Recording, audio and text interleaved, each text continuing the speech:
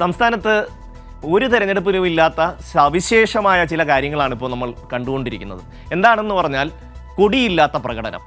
കൊടിയില്ലാത്ത ഒരു പ്രകടനം ഇതുവരെ കേരള ചരിത്രത്തിൽ ഒരു തെരഞ്ഞെടുപ്പിലും ഉണ്ടായിട്ടില്ല. അപ്പോൾ ഈ തെരഞ്ഞെടുപ്പിൽ പക്ഷേ അത് കാണാനുള്ള ഭാഗ്യം മലയാളിക്കുണ്ടായി. അത് തുടങ്ങിയത് വയനാട്ടിൽ നിന്നാണ്. വയനാട്ടിൽ മത്സരിക്കുന്നത് കോൺഗ്രസിൻ്റെ ഏറ്റവും പ്രധാനിയായ രാഹുൽ ഗാന്ധിയാണ്. അവിടെ മുസ്ലിം ലീഗ് ഒരു പ്രധാന കക്ഷിയുമാണ് UDFൻ്റെ. പക്ഷേ നിർഭാഗ്യവശാൽ കൊടി പിടിക്കാനുള്ള യോഗം അവിടുത്തെ ലീഗിനില്ല. കോൺഗ്രസ് ബുദ്ധിപൂർവ്വം ഒരു കളി കളിച്ചു. നമുക്ക് ഇവിടെ പ്രകടനം നടത്തുമ്പോൾ എല്ലാ കൊടിയും മാറ്റിവെച്ചിട്ട് പ്രകടനം നടത്താം എന്നാണ് കോൺഗ്രസ് പറഞ്ഞത്. അത് ലീഗിനെ അനുസരിക്കുകയല്ലാതെ മറ്റു മാർഗമില്ലല്ലോ.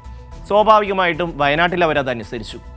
അത് കഴിഞ്ഞ് ആലപ്പുഴയിൽ പ്രകടനം വന്നപ്പോൾ ഇതേ തന്നെ അവസ്ഥ. അവിടെയും പച്ചക്കൊടി പിടിക്കാൻ ലീഗിന് അവകാശമില്ല. കോൺഗ്രസും ബുദ്ധിപൂർവ്വം തങ്ങളുടെ കൊടിയങ്ങ് മാറ്റിവെച്ചു. അപ്പോൾ അവിടെയും കൊടിയില്ല പ്രകടനം.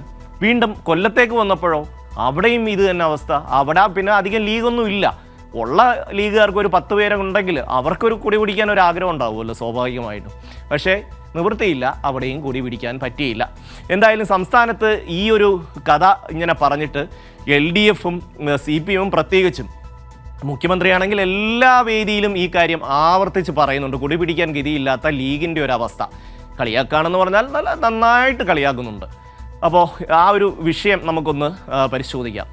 കൊടി പറക്കരുത് എന്നുള്ളതാണ്, കൊടി പിടിക്കരുത് എന്നുള്ളതാണ് ഇത്തവണ UDFൻ്റെ പ്രധാനപ്പെട്ട ഒരു മുദ്രാവാക്യം. ബാക്കിയെല്ലാം നമ്മൾ അഡ്ജസ്റ്റ് ചെയ്ത് പോവുക. കൊടിയില്ല പ്രകടനം ഒരുപക്ഷെ കേരള ചരിത്രത്തിൽ ആദ്യമായിട്ടായിരിക്കും ഈ കൊടിയില്ല പ്രകടനം. അത് കണ്ടുപിടിച്ചതിനുള്ള അവാർഡ് തീർച്ചയായിട്ടും വയനാട്ടിലെ കോൺഗ്രസ്സുകാർക്ക് തന്നെ കൊടുക്കണം. രാഹുൽ ഗാന്ധി അടക്കമുള്ളവർ അതിന് അർഹരാണ് എന്നുള്ള കാര്യത്തിൽ സംശയമില്ല. സംസ്ഥാനത്തെ കോൺഗ്രസ് നേതാക്കൾക്ക് അതിനൊരു പ്രത്യേക അവാർഡ് തന്നെ നൽകണം എന്നുള്ളതാണ്. അതുകൊണ്ട് എത്ര രൂപ ലാഭിക്കുന്നു എന്നുള്ളതാണ് അതിൻ്റെ ഏറ്റവും പ്രധാനപ്പെട്ട കാര്യം. സാറിന് ഒരു വലിയ പ്രകടനത്തിലൊക്കെ ആയിരക്കണക്കിന് കൊടിയടിക്കേണ്ടതാണ്. ഇപ്പോൾ അത്രയും തുണി ലാഭം, പൈസ ലാഭം, എല്ലാം ലാഭം.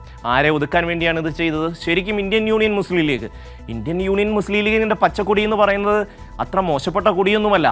അതിന് ഇന്ത്യയുടെ സ്വാതന്ത്ര്യത്തോളം തന്നെ പഴക്കമുണ്ട്.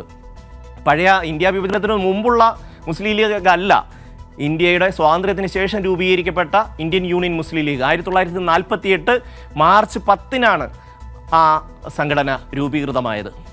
ഏതാണ്ട് ആദ്യ മന്ത്രിസഭ, നെഹ്റുവിൻ്റെ ആദ്യ മന്ത്രിസഭ 1952 മുതൽ പാർലമെൻറ്റിൽ ലീഗിന് സാന്നിധ്യമുണ്ട്. 1, 2, 3, 5 MP ഒരു പാർട്ടി തന്നെയാണ് മുസ്ലിം ലീഗ്. അവർ ഇന്ത്യയിലെ വിഭജനത്തിന് ശേഷം ഇന്ത്യൻ മുസ്ലിങ്ങളുടെ ഉന്നമനത്തിനും അവരുടെ സ്വത്വം ഉയർത്തിപ്പിടിക്കാനും വേണ്ടി പരിശ്രമിച്ച ഒരു പാർട്ടിയാണ്. അവർ പിടിച്ച കൊടിയാണ് ഈ പച്ചക്കൊടി. അവർ ഈ രാജ്യത്ത് മത്സരിച്ച ഒരു ചിഹ്നമാണ് കോണിച്ചിഹ്നം. ഇത് രണ്ടും നിർഭാഗ്യവശാൽ കേരളത്തിലെ ലീഗുകാർക്ക് കൈകൊണ്ട് തൊടാൻ പോലും ഇപ്പോൾ കഴിയുന്നില്ല എന്നുള്ളതാണ്. 1980 മുതൽ UDFൻ്റെ ഭാഗമായി നിൽക്കുന്നവരാണ് ഈ ലീഗ്. അവരെയാണ് ഈ ചവിട്ടിക്കൂട്ടുന്നത് ശരിക്കും സംസ്ഥാനത്തിൻ്റെ വിവിധ ഭാഗങ്ങളിൽ. 1ഉം 2ഉം UPA സർക്കാരുകളിൽ മന്ത്രിസ്ഥാനം കിട്ടിയ ഒരു പാർട്ടിയാണ് മുസ്ലിം ലീഗ്. അഹമ്മദ് മന്ത്രിയായിരുന്ന ആളാണ്. അദ്ദേഹം വിദേശകാര്യ സഹമന്ത്രിയായിരുന്നു. അപ്പോൾ അത്രയും രാഷ്ട്രീയ പാരമ്പര്യമുള്ള പതാക, ആ കൊടിയാണ് കോൺഗ്രസ് നിശ്ചലമാക്കിയത്.